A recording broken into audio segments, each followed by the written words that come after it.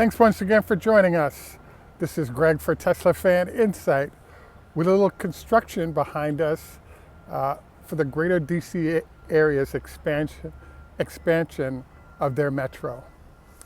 Today we focus on something I call index heaven. Tesla didn't show great numbers for the quarter, but okay. And what's great to watch is that instead of crashing to the floor as it might have done when it was not part of the S&P or other indices, Tesla is doing okay. And what this suggests is that if it can hang in on not so great numbers, once our numbers begin to recover once again, we're going to see a nice push up. So please remember to like and subscribe. Join us on Patreon if you'd like more information on better investing and trading. So what we're kind of focused on today is the fact that we're sort of two components, the index discussion again, and the real estate discussion that Elon brought up. What Elon pointed out is that we're about to, I'm trying to turn here because I particularly like to watch the experts move dirt, etc., and it's fun, and I thought you might find it interesting while we're doing the show. So the first item I wanted to cover is what's going on in commercial real estate. Now, I have to admit I do have a real estate license. I've been doing mostly residential for the last 20 years, and I'm starting to do commercial.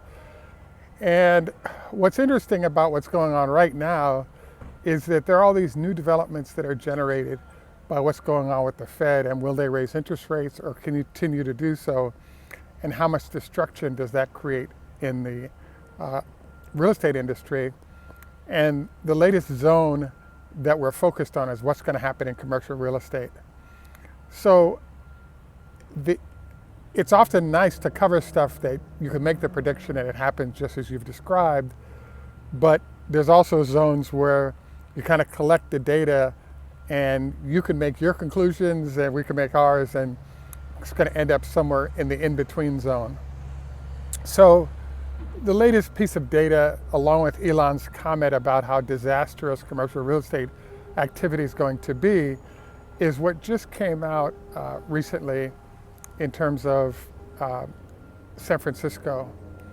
So as an illustration of what's going on in commercial real estate, there's a building that 3 years ago was valued at $300 million in San Francisco, and it's recently changed hands at $60 million. So that number obviously is a huge drop in value, and it reflects things that have been going on, like the number of people fired in the tech industry, combined with the number of people that are now working from home versus going in, and the fact that those employers no longer need a lot of the space they might have needed prior to the pandemic.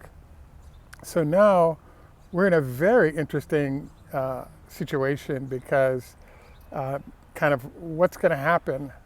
I heard a number that kind of still so unbelievable that I still can't believe it, and the number was that there can be commercial buildings because of everything going on that have the equivalent of no value. Now, how is that possible? Well, several sort of real estate professionals have articulated that one of the problems you're having currently is there are a lot of new buildings with all kind of new amenities. And in order for the older buildings to be upgraded, you're looking at like $300 a square foot worth of cost.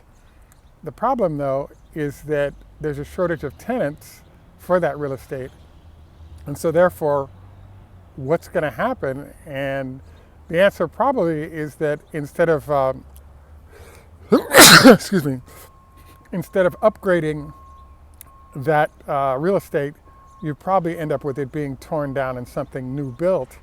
But it's not going to happen right away. It's going to take a while for that to happen. There are all kinds of like data points about the disaster here. If in fact you're seeing occupancy rates down 50% from where they were, we also have the situation where the owners of those buildings, because they can't get rents to pay their mortgages, are simply handing those keys back to the bank. The banks are now in a position where they have the same problem that the owners have. There's no tenants for those buildings. Many of those buildings are old and need upgrades. So what this means then is that when those keys are handed back, it's a non-performing asset, and the banks have to pay returns, but they have no money coming in. This potentially jeopardizes a lot of sort of medium-sized banks that dominate sort of the lending in this space. So I think that the severity of the situation will likely result in some sort of federal bailout coming in, but who knows how that might work or how long it's going to take to happen if it ever does. But in the meantime, we have, if you look at the ETFs related to small banks around the country, you'll find that they're doing the Republic thing where the hedge funds are making money off of hedging those banks going out of business, much like Republic did. So I'm hopeful that something could be arrived at, but it's an extreme destruction, and it's unfortunate. The one thing I have heard about that I thought was impressive is the mayor of Washington, D.C. suggested that center of the city commercial buildings that have no use by tenants might be good candidates for conversion to sort of high-rent condos, which would be close to all of the business activities, and therefore a lot of people, when they're renting, might be willing to rent, even if on a personal basis, rather than it being a commercial situation. And if you could do those conversions in other cities across the country, this might be a solution to this problem, but that's a lot of money that has to be invested to get that conversion done, and we'll see if it makes sense and is implemented on a wider basis. Who knows? I mean, this is going to be a crazy situation. So I finish here now to move on to what I call index heaven for Tesla. So as you'll recall, prior to Tesla entering the S&P, there's a phenomenon where if the company did great, the stock would drop nicely. If it did bad, it would drop kind of heavily. And we've seen some drop related to earnings and revenue just delivered. Now, I call this index heaven because Tesla is part of the S&P, and then there's a number of different types of S&P funds that Tesla's a part of. And then there's the NASDAQ 100. You get the idea that there may be as many as 50 to 100 different indices that Tesla is a part of. So yes, if the stock price dips, it may, when recalibrated, mean there are fewer shares being held within that index on Tesla. But in general, though, what I believe we're seeing with a stable Tesla stock price between 160, maybe the high 150s into the high 160s, I really believe this is a case where the indices are really propping up the stock. And I think this could continue to happen, maybe even pushing the stock price up before we see significant news impacting the stock.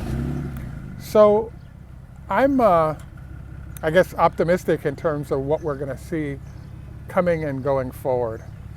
Now, the other thing that is kind of interesting here is that